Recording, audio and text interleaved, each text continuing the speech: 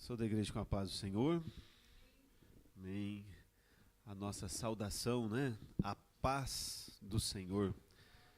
E é sobre isso que nós vamos falar hoje, sobre a paz. Já foi feita a leitura no início do nosso culto.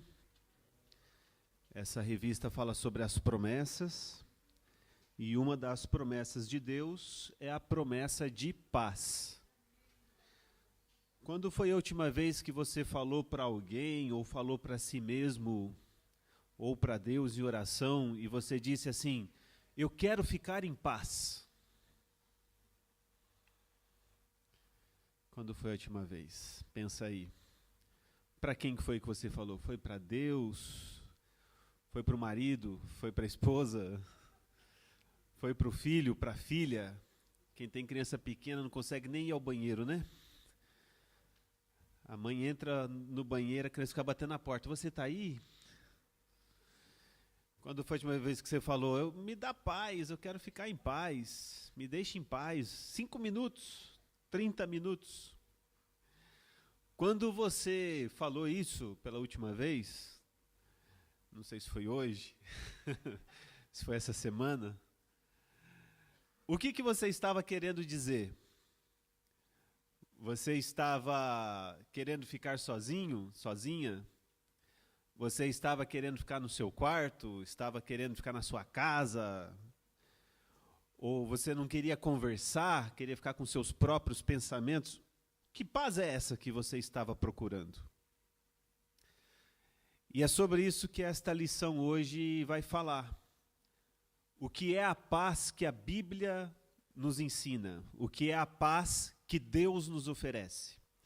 O que é a paz que Jesus Cristo também falou e que Ele próprio, Jesus Cristo, tem um título associado à paz.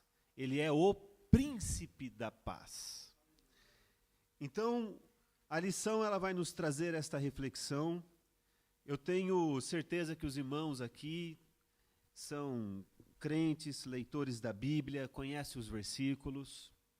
Eu tenho certeza que talvez eu não traga muitas coisas novas, mas nem sempre o ensinamento está só em algo novo, mas também está em reafirmar aquilo que nós já sabemos, mas que às vezes parece que a gente esquece, parece que a gente deixa de lado, parece que a gente precisa ser lembrado.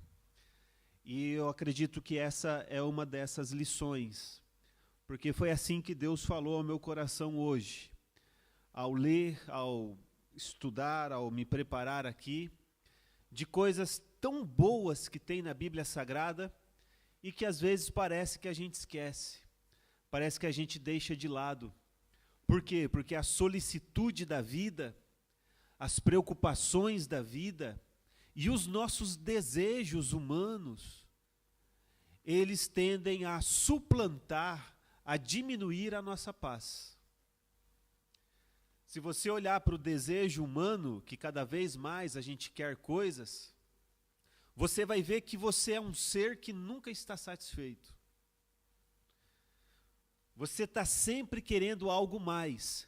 Se a tua paz e a tua satisfação estiver conectado à satisfação total dos seus desejos, lamento, você vai morrer triste, infeliz e sem paz. Porque você nunca vai conseguir satisfazer todos os seus desejos. Porque a gente só quer ser rico, famoso, sempre jovem, bonito e benquisto por todos. É só isso que o ser humano quer, mais nada. E aí você vai ver que você não consegue. Eu já falhei no primeiro item aqui já, ser rico. Então, você vai esperar ter tudo o que você quer para você ter uma vida de paz? Será que faz sentido? Será que é isso que a Bíblia nos ensina? Então vamos ver. No primeiro tópico aqui, foram lidos os trechos da Bíblia. A gente pode deixar então, irmã Yukari, em Números 6, acho que a gente vai começar por aqui, Números capítulo 6 e o versículo 24.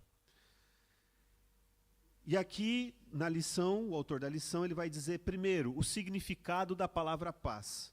Sempre que a gente lê a Bíblia, nós temos duas línguas predominantes. Antigo Testamento hebraico, Novo Testamento grego. Então, sempre que a gente vai analisar uma palavra, a gente tem que pegar o original. E não precisa saber falar hebraico e nem saber falar grego. Você só precisa comprar um dicionário ali naquela loja bonita da CPAD, procura a gerente e fala, eu quero um dicionário bíblico. E você vai comprar um dicionário bíblico e todas as vezes que você quiser pesquisar uma palavra no original, é só você abrir e ver o que significa no original. Isso faz todo sentido. Melhora a nossa compreensão da Bíblia. Então aqui o autor está trazendo para a gente o seguinte, a palavra paz, no hebraico, ela quer dizer algo como sentido de segurança, bem-estar, saúde, prosperidade e paz. Do hebraico, shalom. Se você pegar no dicionário normal, na língua portuguesa, a paz vai estar associada a tranquilidade, repouso, silêncio e sossego. Está vendo como dá diferença? Talvez a última vez que você falou, me deixe em paz, você estava pensando aqui no sentido da nossa língua portuguesa. Tranquilidade, repouso, silêncio e sossego. Mas a palavra paz na Bíblia não quer dizer isso. Ela quer dizer segurança, bem-estar, saúde e prosperidade, representando tudo o que há de melhor na vida. Outra coisa também, o sentido de paz, na nossa língua portuguesa, está associada a uma questão individual, sozinho, pessoal. E já a paz bíblica, ela está associada a um sentimento conjunto. Pensa aqui comigo. A última vez que você falou, talvez na sua casa, me deixe em paz, e você queria ficar sozinho no seu quarto, como estavam os outros membros da família? Como estava o cônjuge e como estavam os filhos? Eles estavam em paz? Ou você deixou todo mundo chorando e falou, me deixe em paz no meu quarto, e você foi ali experimentar uma paz egoísta? Todo mundo quebrado à sua volta e você se fechando na sua paz egoísta. Será que isso é a paz de Deus? A paz de Deus não é uma paz egoísta, tua individual. Ela é uma paz comunitária. Se teu cônjuge estiver em paz, se os teus filhos estiverem em paz, então você também estará em paz. Se o teu cônjuge não está em paz, se os teus filhos não estão em paz, e você diz que está em paz, reveja os seus conceitos. Você está sendo simplesmente egoísta. Que o Senhor nos dê a paz. Isso é tão sério, irmãos, que a Bíblia fala que até as orações são interrompidas, né? Quando o marido e a mulher estão brigados, como é que eu vou orar? Senhor, te agradeço, te louvo, mas você está num conflito, está precisando resolver o conflito.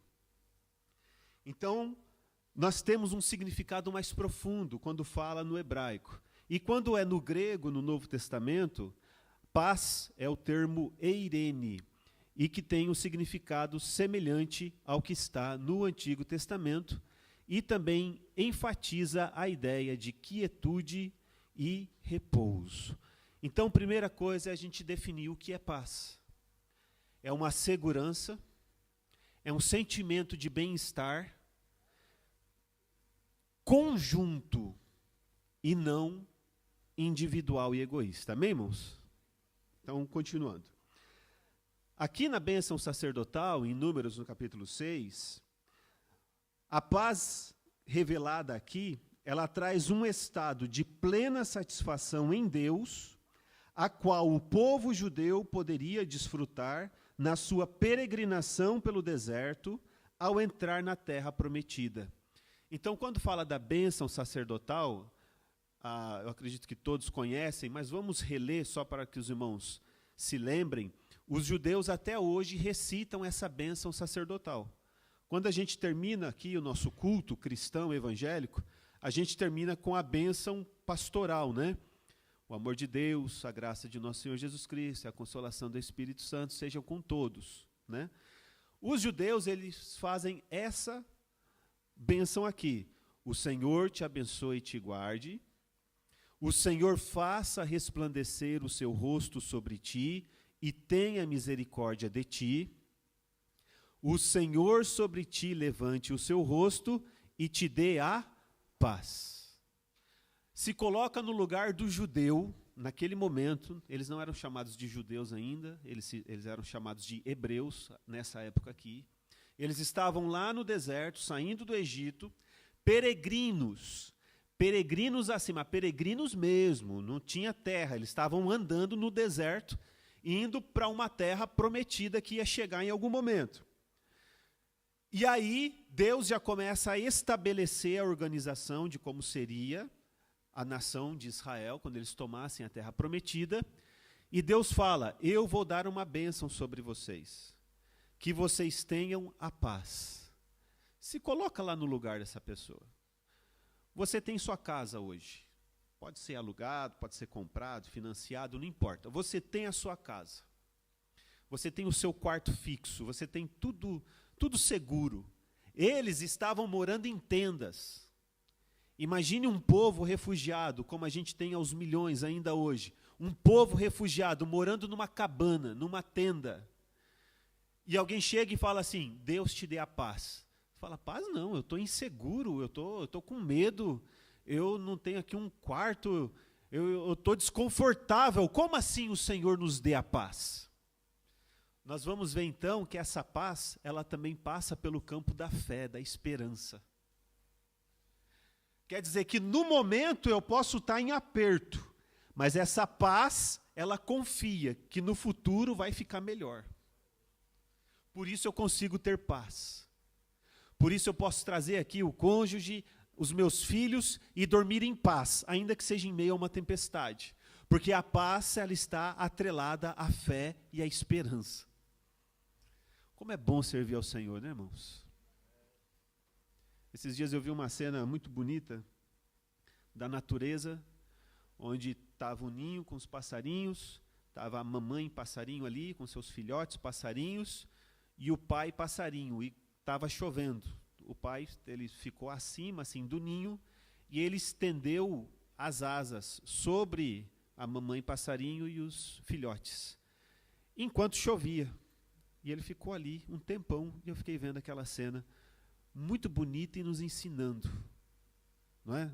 A figura do homem, a figura da mulher, da prole, a proteção. Jesus não falou isso para Jerusalém?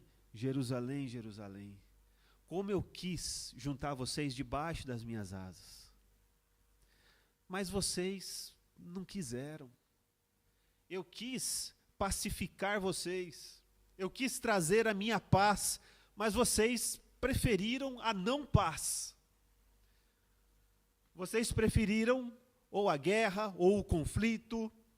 No lugar da fé, preferiram o medo. No lugar da esperança, preferiram a reclamação, a murmuração. Mas eu quis juntar vocês debaixo da minha paz.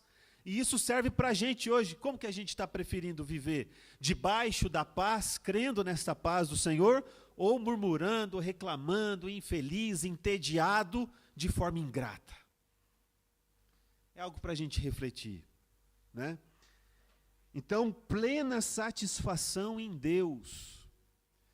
Satisfação, irmãos, na nossa era, está sendo algo complicado da gente conseguir. A gente está insatisfeito com tudo. Nunca vivemos um tempo tão bom na história da humanidade, com tanta tecnologia, com tanta ciência, com alimentação. A gente nunca viveu uma era tão boa, mas ainda assim insatisfeitos. Porque, como eu falei no início, parece que nunca é suficiente. Então, a bênção sacerdotal nos revela que nós temos que crer que o Senhor vai levantar sobre nós o seu rosto e nos dará paz. Prosseguindo para o terceiro tópico, a paz do Senhor. O autor da lição agora, ele vai trazer aqui comentários no Novo Testamento. Pode ver, irmãos, que como é uma lição temática, falando de paz, a aula, a pregação, o autor, ele fica fazendo esse caminho entre Antigo Testamento e Novo Testamento, Antigo Testamento e Novo Testamento. Então os irmãos mantêm o foco para não se perder, tá bom? Amém? Tem hora que a gente está 1500 antes de Cristo, agora a gente já está aqui 30 depois de Cristo, né? Então vamos ficar firme. Paulo em Filipenses, ele diz, e ele exorta a igreja a não ficar inquieta pelos últimos acontecimentos, pois a paz de Deus nos fortalece e protege o nosso coração e sentimentos em Cristo. O nosso Senhor, ele faz isso, ele nos protege. Então agora aqui, esse contexto que o autor da lição traz. A igreja sofrendo perseguição, começando a sofrer perseguição dos próprios judeus inicialmente. Ainda não era o Império Romano que estava perseguindo. O apóstolo Paulo sofrendo prisões, sofrendo apedrejamento. E o apóstolo Paulo, ele começa a confortar a igreja e falar, irmãos, apesar da perseguição, vamos confiar, vamos ter paz e saber que o Senhor vai nos proteger tanto do perigo exterior, quanto também dos nossos próprios sentimentos. Se coloca agora no lugar da igreja perseguida, porque é preciso a gente fazer esse exercício. Nós não vivemos num lugar que tem perseguição. Esses dias eu vi um irmão, um cristão, que ele compôs um hino, e ele cantava assim, valeu a pena sofrer por amor a Cristo, valeu a pena sofrer por evangelho, valeu a pena sofrer. Ok, tudo bem, mas esse irmão ele mora no Brasil, que é um país de estado laico, de maioria cristã, que não tem perseguição à igreja. Nós moramos aqui no Japão, 1% de cristãos, mas também não sofremos perseguição.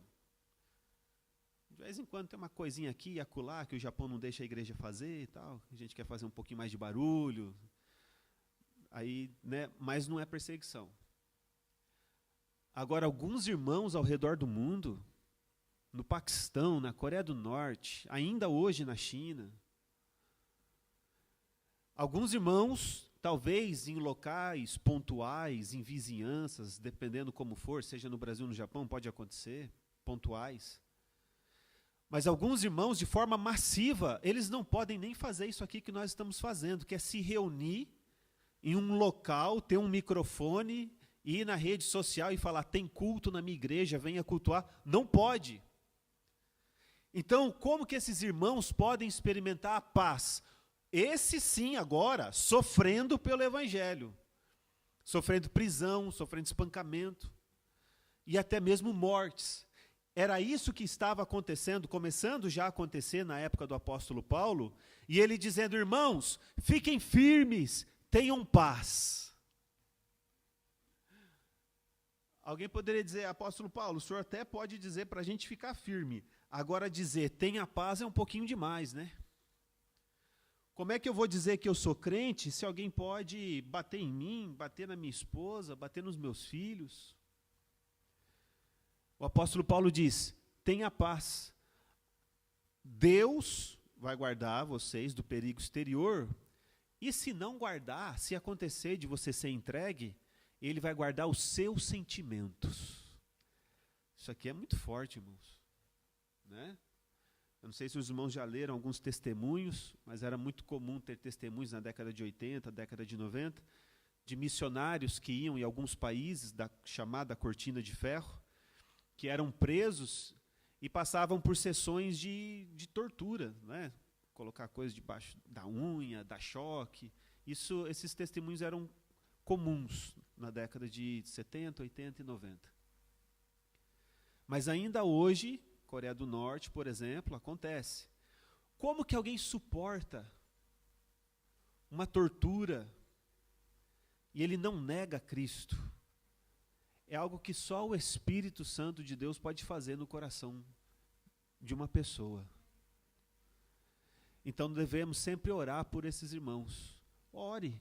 Senhor, obrigado porque eu estou num país aqui com liberdade religiosa, obrigado. Não sofro perseguição, congrego em cadeiras confortáveis, num templo lindo, com ar-condicionado, uma maravilha. Coloco lá no meu Instagram que eu sou Christian, praise Jesus, né? Declaro para todo mundo, né? Tá aqui, sou cristão, mas tem irmãos que não podem fazer essas mesmas coisas. E o apóstolo Paulo está dizendo, o Senhor vai dar paz para eles também. Vai guardar o sentimento, o coração deles também. Que coisa maravilhosa. Prosseguindo, o apóstolo Pedro, ele também reflete o mesmo ensino de Jesus, no sentido de levar a vida numa perspectiva de paz, refreando a língua para não entrar em contendas, mentiras, apartando-se do mal, buscando a paz com os outros. Agora aqui muda um pouco a perspectiva, irmãos. Muda a perspectiva. O que o apóstolo Pedro está falando aqui agora? Não sejam vocês os causadores da não paz. Porque o apóstolo Paulo aqui vinha falando, Deus vai guardar vocês, Moisés vinha falando, Deus vai resplandecer o rosto sobre vocês, não vai deixar o problema chegar em vocês.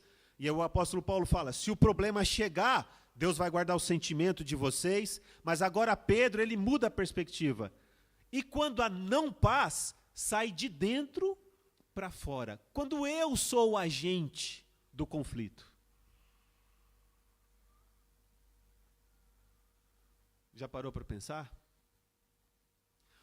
Pedro está dizendo assim, refreiem a língua de vocês e não entrem em contendas e mentiras, apartem-se do mal e busquem a paz com os outros. Está na primeira carta de Pedro, capítulo 3, versículo 10. Primeira carta de Pedro, capítulo 3, versículo 10. Olha só que interessante. Porque quem quer amar a vida e ver os dias bons, refreia a sua língua do mal, e os seus lábios não falem engano. Mais um, por gentileza, o 11. Aparte-se do mal e faça o bem. Busque a paz e siga-a. Os irmãos sabiam que existem pessoas que buscam o conflito, que gostam do conflito e até abastecem as suas baterias emocionais e psíquicas com o conflito? Sim. Na linguagem da psicologia é chamado de transtorno. Alguém que tem um transtorno, por exemplo, antissocial, ele pode usar o conflito como defesa, para que ele evite todos os contatos possíveis, para que ele nunca se sinta, talvez, abusado. Porque ele tem sempre aquele pé atrás com todo mundo, porque ele acha que todo mundo que vai chegar nele vai querer abusar de alguma forma. Não se compromete, não cria vínculos, não ama, não abraça, não se importa. Então ele dá um jeito de criar um conflito para logo sair de perto. Tem gente que não consegue ficar numa mesma igreja, por exemplo. Ele fica um tempo, cria um conflito e sai. Vai para outra, fica um tempo, cria um conflito e sai. Por quê? Por causa desse seu transtorno antissocial. Tem gente que não fica no mesmo trabalho. Ele dá um jeito de criar um conflito e sai. Cria conflito e sai, cria conflito e sai. Também tem um outro transtorno, que é um transtorno narcisista, onde algumas pessoas criam de propósito discussões e discórdias só para chamar atenção para si. Ela não consegue chamar atenção fazendo bem. Ela não consegue chamar atenção construindo, edificando. ela só consegue chamar a atenção causando, como a gente costuma dizer. Quando ele causa, aí todo mundo vira atenção para ele vira o centro grita mais que os outros, e levanta as mãos, e vai para o Facebook, faz textão, tal. Só chama a atenção causando. Essa é a não paz. O narcisista também, ele usa as discórdias para criar situações onde ele vai controlar. Assim, ele reforça o seu controle. Por quê? Porque a outra pessoa fica tão sem paz que a outra pessoa baixa todas as armas e fala, faz o que você quiser então, eu abro mão. Aí ele vai lá e faz do jeito que ele quer. Por quê? A outra pessoa ficou tão cansada, esgotada emocionalmente, sem paz, que ela se rende. E o narcisista aproveita para continuar a sua manipulação e o seu controle. Então, irmãos, e muitas outras situações que demonstram a fraqueza e a fragilidade do ser humano diante da sua existência, que se ele não se arrepender do seu pecado, se ele não se arrepender do seu egoísmo e não disser assim, Senhor, mas humilha o meu ego, humilha aqui meu narcisismo, humilha meus problemas, Senhor, me trata, me ajude. Se ele não fizer isso, ele sempre será um agente da discórdia. E a Bíblia nos diz, alertando, tanto o apóstolo Pedro, como também o apóstolo Paulo fala sobre isso, que nós devemos ser os agentes da paz. O próprio Senhor Jesus disse, bem-aventurados os pacificadores. Não combina o crente ser o causador de problemas. Como diz o apóstolo Pedro aqui, criando mentiras, criando situações. Já vi casos de alguém chegar para mim, um não crente, chegar e falar, Jonas, está tendo um problema aqui na fábrica, aqui, sabe aquela linha, aquela pessoa, aquela outra pessoa naquela linha? Quando vai ver, no meio dos não crentes, era o crente que estava criando problema. Falando demais, querendo cuidar da vida dos outros, fazendo fofoca. Meu irmão, minha irmã, não combina.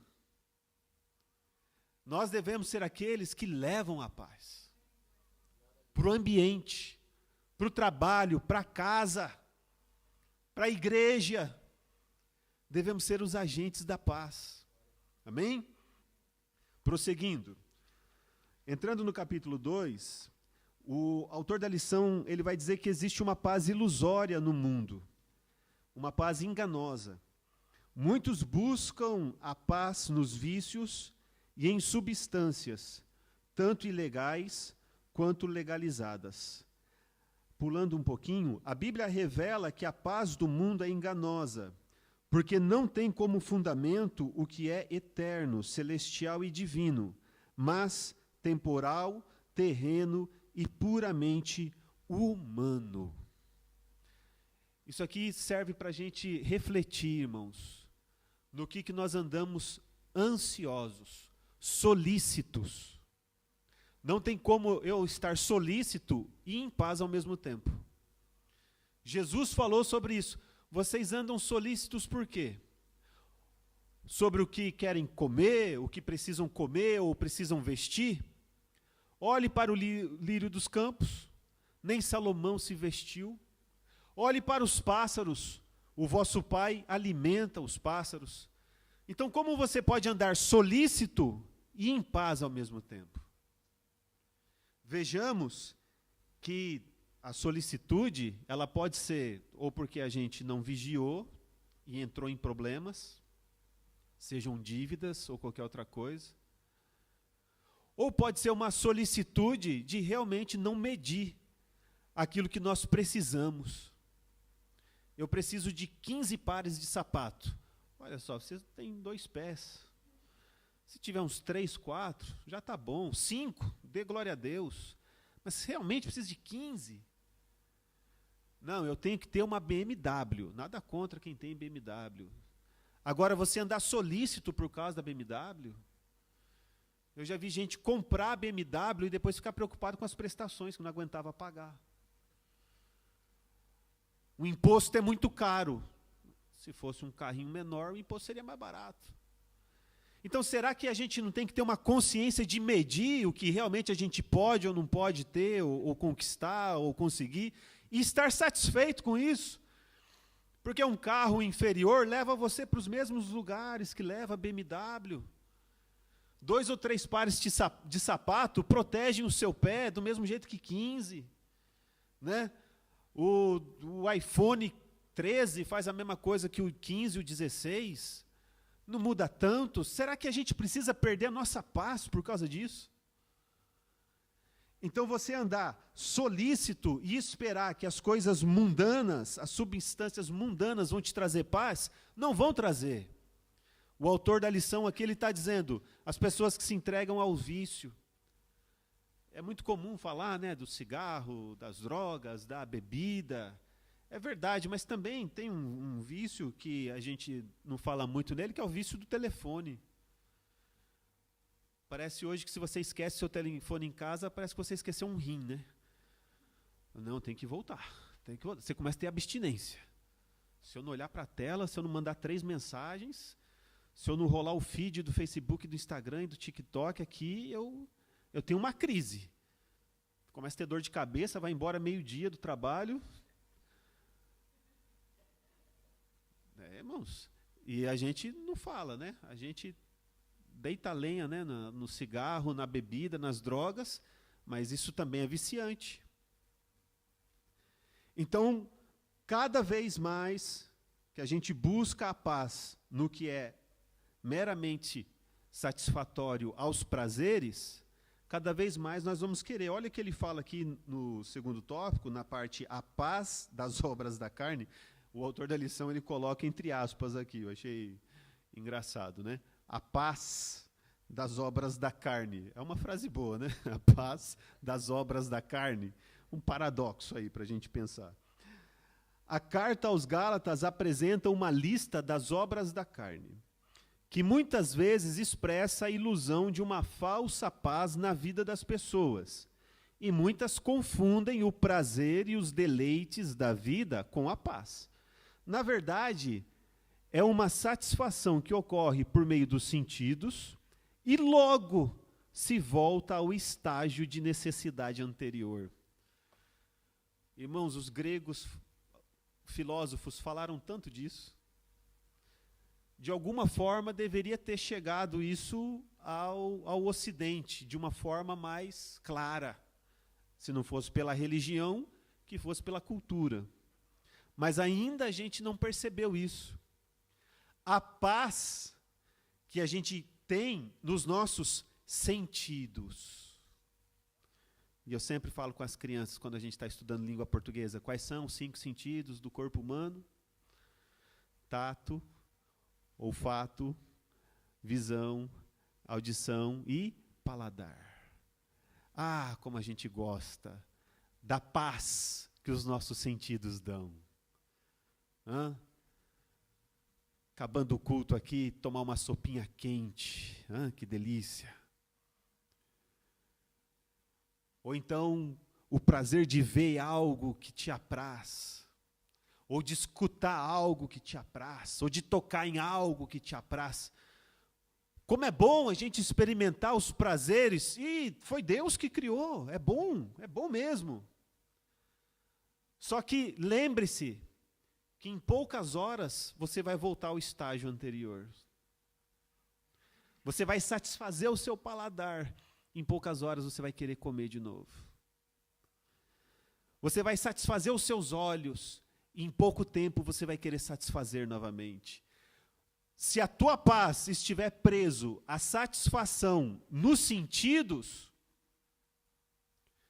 meu irmão, minha irmã, você vai viver assim um longo período de insatisfação, de não paz, e vai experimentar um pouquinho de paz, alguns minutos. Aí, e dá-lhe insatisfação, horas, dias, e ali alguns minutos de prazer e de paz. E dá-lhe insatisfação, vai até quando nisso? O que a Bíblia fala sobre domínio próprio? Temperança. É algo que nós devemos praticar, irmãos. Na igreja cristã, a gente fala pouco sobre isso, sobre subjugar o próprio corpo.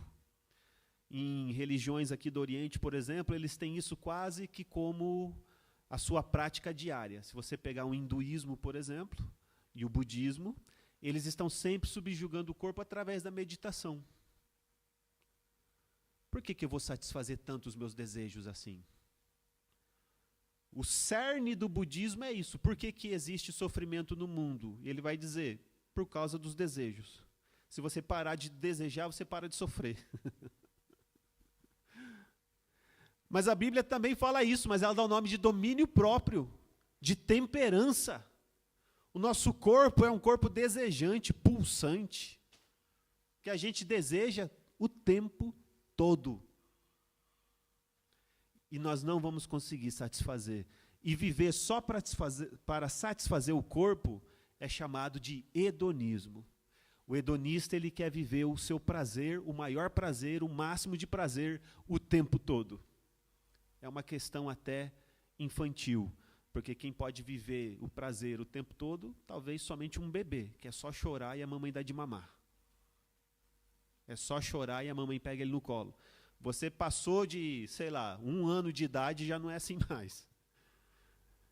Com 6 anos, amarra teu próprio cadarço, vai esperar a hora de comer, não está na hora. Ah, eu quero comer doce. Não, só depois da janta, só amanhã.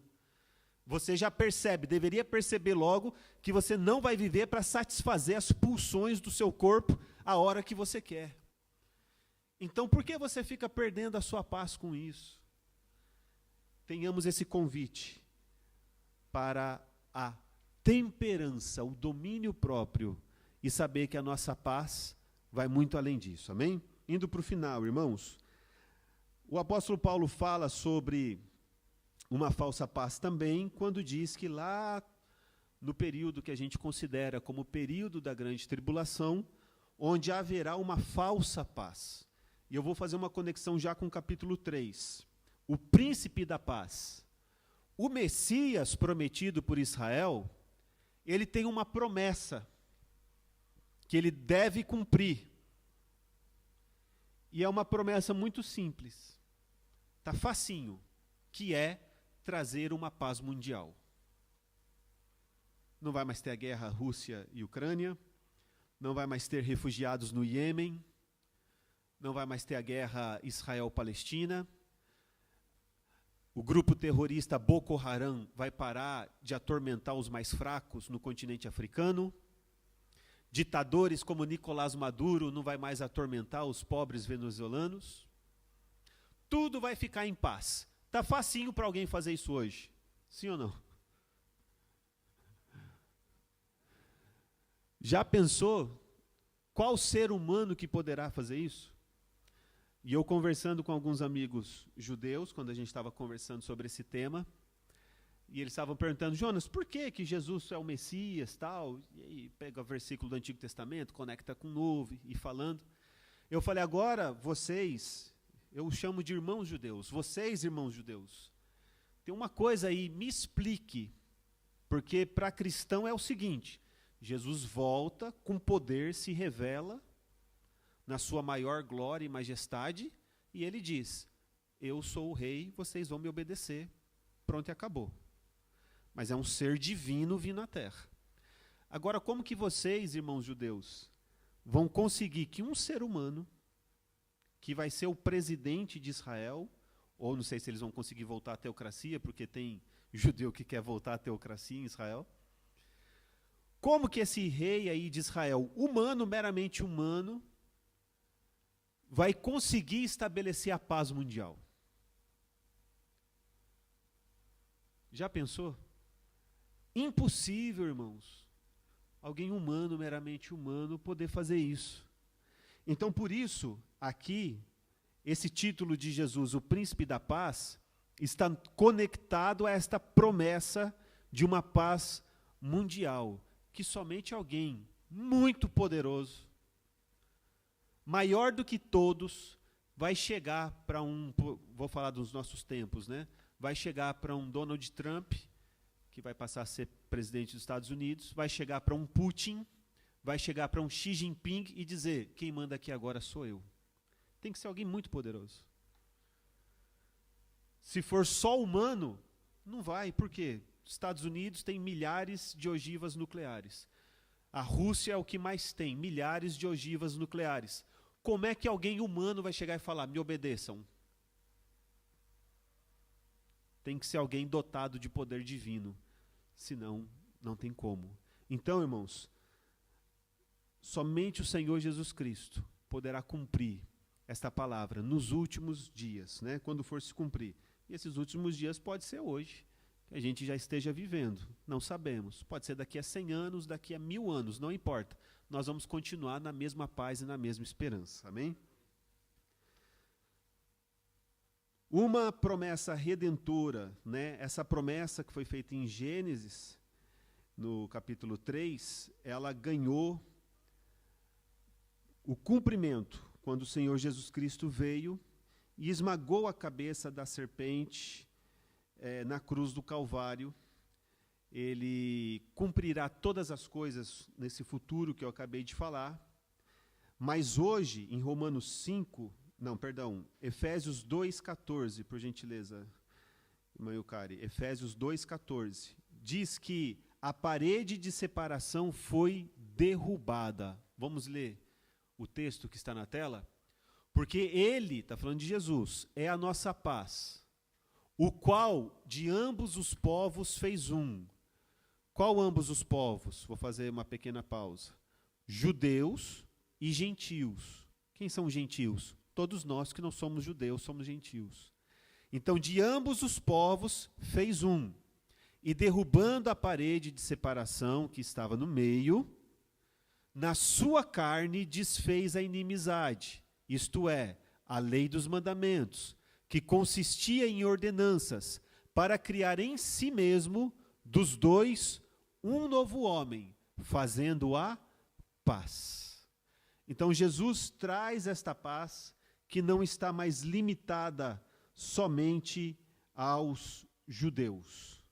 Jesus traz uma paz que ela já é mundial. Ela está oferecida. Um dia, Jesus vai cumprir isso na base da sua soberania, né?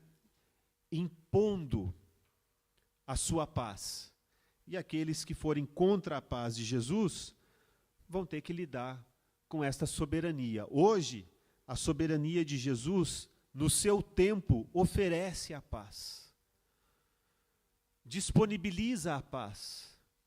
E ele tem os seus agentes da paz, que somos nós. Então, irmãos, quando saímos daqui, se você tiver que lembrar alguma coisa do que foi falado nesses 40 minutos, lembre-se, você é o agente da paz. Segundo, não existe paz sozinho. Para você estar em paz, sua família tem que estar em paz junto com você. A paz na igreja, o grupo tem que estar em paz com você. No seu trabalho, o trabalho, as pessoas em volta têm que estar em paz com você. A paz é uma paz coletiva. Terceiro, aquilo que vier de conflito exterior, o Senhor te guardará da paz. É a promessa. Mas se Ele permitir que te atinja o conflito exterior, o seu interior, o seu sentimento interior estará em paz. Você crê nisso? Amém? E que tenhamos essa ordenança de que o muro já foi derrubado e agora nós desfrutamos desta paz do Senhor que é tão maravilhosa. Amém? Que o Senhor Deus nos abençoe. Amém, glória a Deus, que Deus abençoe. Se puder chamar Marcelo Negai, as classes para descer. E enquanto as classes descem, vamos nós, classe dos adultos, então, voltar ao tema da lição, aqueles que têm a revista. Vamos ler o tema, o texto e a verdade prática. Qual foi o tema da nossa lição de hoje? E o texto áureo, vamos ler? Deixo-vos paz.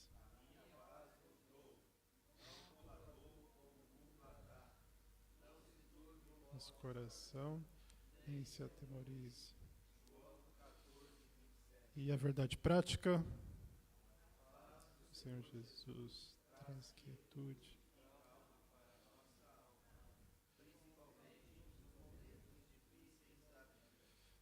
Amém, glória a Deus. Eu vou devolver aqui, o pastor Jonas está fazendo os avisos, os anúncios. Se as classes descerem a tempo, nós faremos a leitura, senão faremos a oração já final. Glória a Deus. Irmãos, amanhã teremos aqui às 18 horas, 6 da tarde, nosso culto público, culto com o tema de missões, e aproveitemos para convidar alguém para também ouvir da palavra do Senhor, receber dessa paz maravilhosa. Convidar pessoas de outras nacionalidades. Nós temos aqui 3 aparelhos de tradução. Ao mesmo tempo pode ser feita tradução em japonês, em inglês, ou se tivermos um terceiro idioma, espanhol acho que não está precisando, né, fazer a tradução, mas quem sabe, se precisar necessitar um terceiro idioma, também a gente pode fazer essa tradução. Os irmãos sabem que quando fizemos a instalação dessas câmeras, veio aqui um rapaz, ele de origem das Filipinas, e conversando com ele passou o dia trabalhando aqui, e já era, acho que era meia-noite já, e já tinha terminado, concluído, trabalhou ferrenhamente, levantou só 2 vezes ali, concentradíssimo. Depois nós ficamos conversando, as irmãs serviram ali um pão com carne, muito gostoso. E eu já estava com a mochila na costa, já tipo, então tá bom, né? Então vamos. E ele ficava parado, olhando em volta. E eu dizia, então é isso, né? Aí ele, assim, quieto, olhando. Eu falei, então vamos nessa? Eu já estava. Aí ele falou assim, interessante aqui, eu tô percebendo que vocês estão trabalhando aqui, todo mundo trabalhando a essa hora, e que vocês estão com um semblante de alegria. E ele não é cristão na nossa vertente aqui, pentecostal, protestante. Ele falou, diferente da minha comunidade. A minha comunidade, assim, acabou o culto, quer ir embora logo, as pessoas não se falam. Ele falou, sai da igreja, briga lá fora. Ele falou, tem uma coisa gostosa aqui nesse ambiente. E olha, irmãos, ele falava só né, inglês, japonês e tagalog. Né? Quem sabe Deus faz a obra e possa ter aqui pessoas falando tagalog também, né? Vietnamitas. Os irmãos não falaram com ele assim muito, só deram uma saudação e tal, mas ele falou, no semblante eu vejo, no serviço que vocês estão fazendo, eu percebo. Então, às vezes, a gente tem pessoas de outras nacionalidades no trabalho e a gente acha que tem uma barreira. Não, aí ó, a barreira já foi derrubada. Um sorriso é internacional. Você dá um sorriso para um vietnamita, dá uma balinha, ele sente, né? Para um bengalês. Então faça isso. Amanhã, culto de missões. Amemos as almas, pessoas de qualquer nacionalidade, de qualquer religião, crie vínculos, traga para a igreja, nós vamos atender. Em inglês, em japonês, vamos usar tradutor, nós vamos nos desdobrar, mas nós vamos atender.